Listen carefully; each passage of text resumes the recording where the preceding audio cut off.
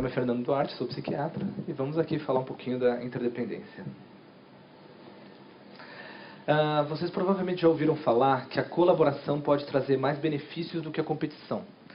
O que vocês provavelmente não sabiam é que isso foi provado matematicamente. Ou talvez vocês sabiam, mas não lembravam. Quem aqui já viu um filme Uma Mente Brilhante? Bastante gente, né? Esse filme é uma história real, tá? O protagonista, ele é o John Nash. Ele é um matemático americano interpretado pelo Russell Crowe. E ele estudou situações envolvendo 2 ou mais competidores e viu que até determinado ponto a competição funciona. E a partir de então é muito mais vantagem para os competidores colaborarem entre si. Esse ponto de virada ficou conhecido como equilíbrio de Nash. Essa descoberta revolucionou a teoria dos jogos e expôs o conceito de interdependência, que de maneira muito resumida mostra que a interação entre as pessoas não é um jogo de soma zero. Não precisa um perder para o outro ganhar.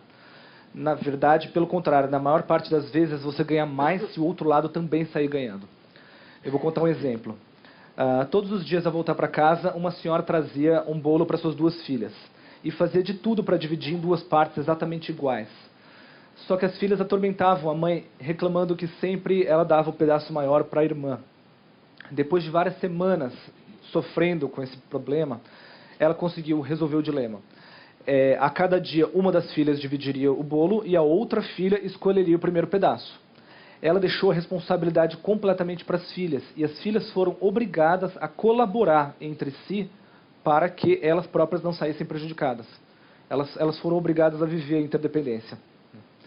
Mas eu sou psiquiatra e qual que é a minha experiência com a interdependência? Eu vou contar primeiro como que é o modelo tradicional de atendimento médico no Brasil. Tá? É o modelo do encaminhamento. Então, um especialista detecta um problema, se for da sua área, ele trata. Se não, ele encaminha para outro especialista. Todo mundo aqui já foi encaminhado pelo menos uma vez na vida. E muita gente é encaminhada para mim. Mas é tanta gente com depressão ou com ansiedade que é impossível ter psiquiatra suficiente para tratar todo mundo.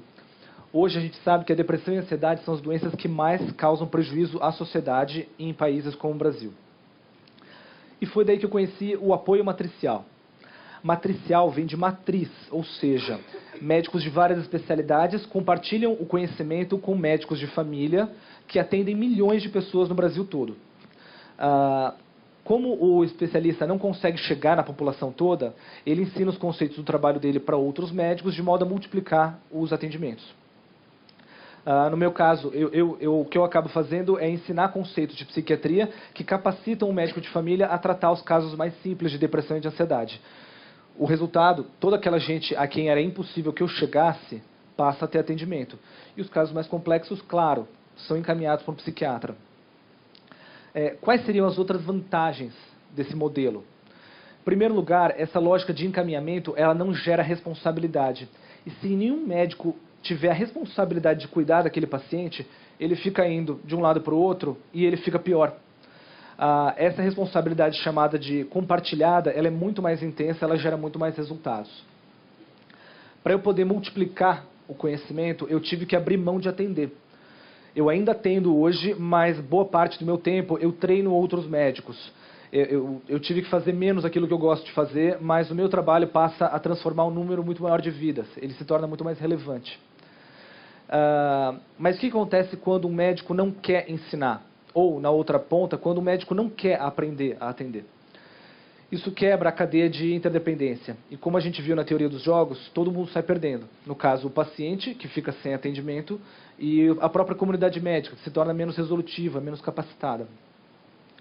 Fazendo um paralelo com o mundo corporativo, é comum acontecer de um profissional também não querer compartilhar conhecimento com medo de perder o lugar dele.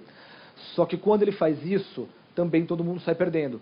No caso, a empresa que deixa de atingir os resultados e o próprio profissional que trabalha naquela empresa. E como que um gestor pode fazer para estimular o compartilhamento de conhecimento na área dele? Isso requer adaptação e, para mim, a palavra-chave é empatia. Empatia é mais do que se colocar no lugar do outro. É tentar entender os pensamentos e sentimentos do outro e agir de forma positiva em relação a isso. E como que a gente pode fazer para entender de verdade o outro? Tá? Em 2012, o psicólogo Yuri Hasson, do Instituto de Neurociências de Princeton, ele descobriu que, ao contar uma história pessoal, o cérebro do ouvinte espelhava as mesmas reações cerebrais que o cérebro falante, o cérebro do orador. Eles chamam isso de acoplamento cérebro a cérebro. Eu prefiro chamar isso de empatia mesmo, tá? Nada gera tanta empatia quanto uma boa história bem contada. Você quer entender as pessoas? Ouça as histórias delas. Você quer ser compreendido? Conta uma história pessoal, tá? De acordo com a neurociência, esse é o principal instrumento para gerar colaboração e empatia no ambiente de trabalho. Para ser psiquiatra, a gente precisa desenvolver a empatia. A gente precisa aprender a encontrar soluções melhores do ponto de vista do paciente e não do nosso. Mesmo enquanto matriciador, eu também preciso adaptar o conhecimento de psiquiatria para o médico de família e não do meu. E para um gestor também é fundamental que ele adapte o conhecimento do ponto de vista do funcionário, do profissional dele, e não dele próprio. Não adianta ele dar soluções que ele faria se quem vai aplicar é outra pessoa. Ele precisa aprender a olhar com os olhos do seu funcionário.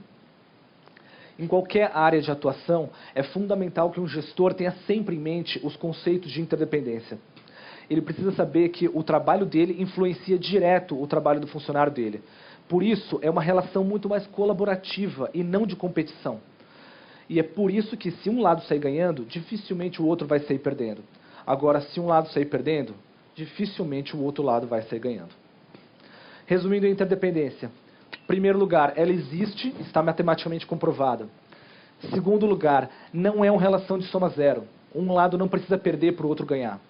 Em terceiro lugar, ela está presente em qualquer ambiente onde haja interação entre pessoas, sejam duas pessoas, sejam bilhões. E em último lugar, quarto lugar, quanto maior o número de integrantes, maior o nível de interdependência entre elas. É isso.